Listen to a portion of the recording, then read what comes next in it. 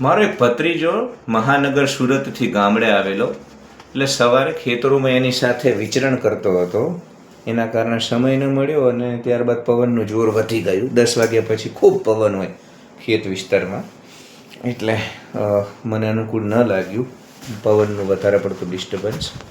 એટલે સવારે વિડીયો ન બનાવી શક્યો, એટલે ન છૂટકે અત્યારે બપોરે ઘરેથી વિડીયો બનાવું છું. અને મને આમ બેઠા બેઠા વિડીયો બનાવવું ખૂબ બોરિંગ લાગે છે, એટલે આડો પડીને વિડીયો બનાવું છું, માફ કરજો. પણ મને લાગે છે કે હું જ્યાં સુધી સત્ય બોલીશ, જ્યાં સુધી નિડર નિર્ભીક બની, કોઈના દબાણમાં આવ્યા વિના, કોઈ પણ પ્રકારના સ્વાર્થ વગર નિસ્વાર્થ બની અને દંભના પાખંડ વાત જ્યાં સુધી હૃદય નીચોવીને કરીશ અને કુંડલીમાં ગોળ ભાગ્યા વિના સત્યને જેવું છે એવું પારદર્શક રીતે કહેતો રહીશ, દંભ પાખંડ વિના, ત્યાં સુધી હું સૂતો વિડીયો બનાવું. હું હવામાંથી વિડીયો બનાવું, હું પાણી વચ્ચેથી વિડીયો બનાવું, હું પહાડમાંથી બનાવું, નદી કિનારેથી બનાવું, ગામડેથી બનાવું, ક્યાંય પણ કોઈ પણ રીતે કોઈ પણ અવસ્થામાં વિડીયો બનાવું. એ વિડીયો તમારા હૃદય શ્વાસર્વ ઉતરી જશે જ્યાં સુધી હું સત્ય બોલું. એટલે સૂતા વિડીયો બનાવું અને બહુ કેર નથી કરતો. મારો મુખ્ય ઉદ્દેશ છે સત્ય બોલવું. વાત કરવી છે યુવા હૃદય સમ્રાટ, કરિશ્માતી નેતા, કાઠી કુલભૂષણ રાજુ કરપડાની, જેણે વર્ષો બાદ મને આલિક કરપડાની યાદ અપાવી દીધી. એના ચહેરા ઉપર, એના શારીરિક હાવભાવમાં મને કરપડા કાઠી દરબારોનું શૌર્ય નીતરતું દેખાય છે. રાજુ કરપડાની અટકાયત કરવામાં આવી. બોટાદ માર્કેટિંગ યાર્ડની લડાઈ આપ સૌને ખબર છે, એટલે ઘટનાક્રમનું પુનરાવર્તન કરી તમારો સમય બગાડવા નથી માગતો. પણ ઘણા સમય પહેલાં મેં આગાહી કરી દીધી હતી. જે લોકો મારા વિડીયો જુએ છે નિયમિત, એમને બધાને યાદ આવશે કે હું કહેતો હતો કે વારો માત્ર ચૈત્ર વસાવાનો નથી, ટાર્ગેટ ઉપર ગોપાલ ઇટાલિયા પણ છે. રાજુ કરપડા સૌથી વધુ, કેમ કે ગોપાલ ઇટાલિયામાં તો હવે કેવું છે, સાપે ગળ્યા છછંદર જેવું થાય એવું છે, એટલે એને બહુ ભીંસમાં લે તો પણ સરકારનું વધુ. એ તો ચૈતરભાઈમાં પણ જોઈ લીધું. ચૈતરભાઈને અંદર રાખીને વધુ નુકસાન કર્યું સરકારે.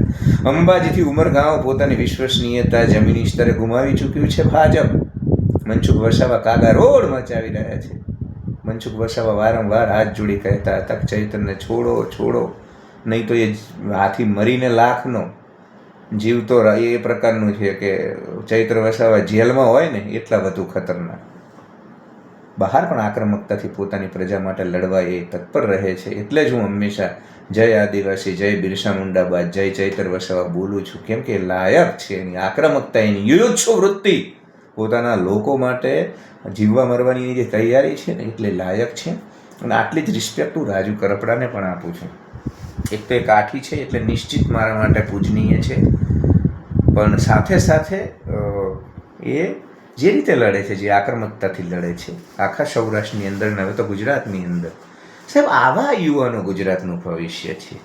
આવા યુવાનો, પેલા સત્તાધારી પક્ષના ઈશારે નાચવાવાળા, 2% એવા જેન જળ બધા જેને કહેવાય ને કે જેની ભીતર કોઈ તેજસ્વીતા નથી, પ્રજા માટે આમ કેવું પોચું ચીકણું ચૂપડું જોખીને બોલતા હોય પ્રેસ કોન્ફરન્સમાં, અને ચહેરામાં કોઈ ક્ષત્રિય ભાવ નહીં.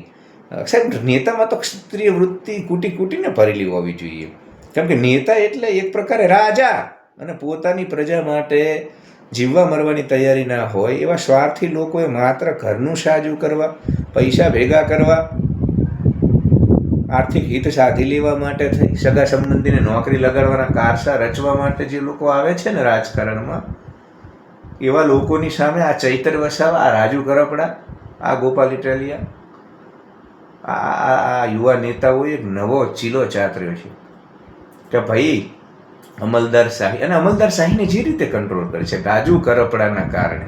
ચલો ગોપાલભાઈ, ચૈતરભાઈને આ વિડીયો પૂરતો હવે હું સાઈડમાં રાખી દઉં, એમના માટે મેં સેપરેટ વિડીયો બનાવ્યા છે. પછી રાજુ કરપડાએ શું નથી કર્યું?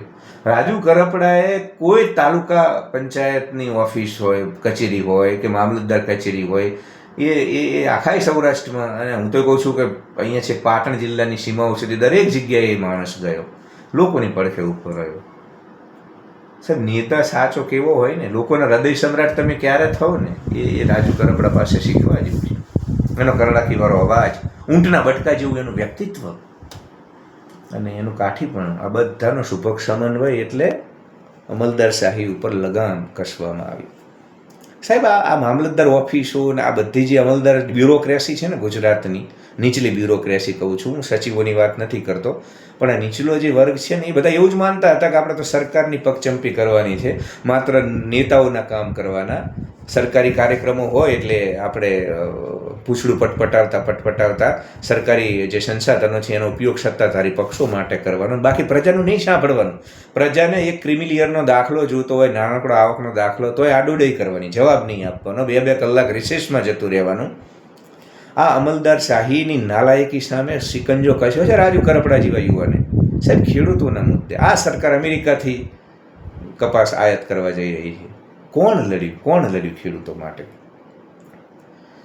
એટલે રાજુ કરપડાની અટકાયત તો શરૂઆત છે. મેં તો ભવિષ્ય પાંખ્યું છે કે 2027ની ચૂંટણી પહેલાં સરકાર એમના વિરુદ્ધમાં ઉઠનારા એક પણ અવાજને રહેવા દેવા માગતા નથી. એટલે રાજુ કરપડાની તો હાલ તો અટકાયત કરવામાં આવી છે એવા સમાચાર છે, લેટેસ્ટ જે મને મળ્યા એ મુજબ. પણ આગામી દિવસોમાં થશે, ષડયંત્ર થશે. કેમ કે યાર એમનું મસ્ત અહીંયા રજવાડું ચાલતું હતું 20-25-30 વર્ષથી, અને એની વચ્ચે સોનાની એમની મસ્ત સજાવેલી થાળીમાં લોઢાની મેઘ છે રાજુ કરપડા, ચૈતર વસાવા, ગોપાલભાઈ.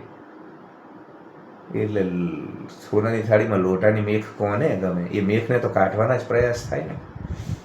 એટલે સમગ્ર સૌરાષ્ટ્રના અને રાજ્યના ખેડૂતોને કહું છું અને રાજ્યના નાગરિકોને અપીલ કરું છું કે રાજુ કરપડાની પડખે રહે.